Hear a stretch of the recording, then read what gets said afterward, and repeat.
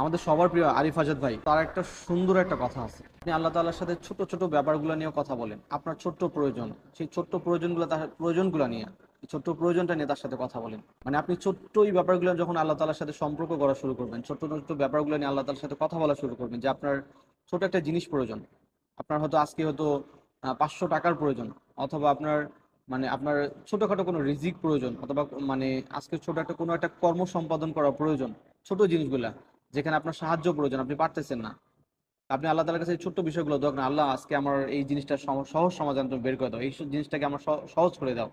যখন আপনি এই ছোট্ট জিনিসগুলোকে অভ্যাসে পরিণত করবেন, তখন এই অভ্যাসগুলা আপনাকে আপনার জন্য অনেক মূল্যবান হয়ে উঠবে।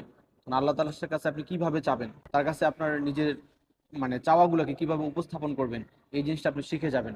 আর আল্লাহ তাআলা তখন হয়তো আপনার জন্য দ্বার খুলে দিবে। অসাধারণ একটা জিনিস, ছোট্ট জিনিসগুলা, ছোট্ট ছোট্ট অভ্যাসগুলা বড় জিনিস এনে দিবে।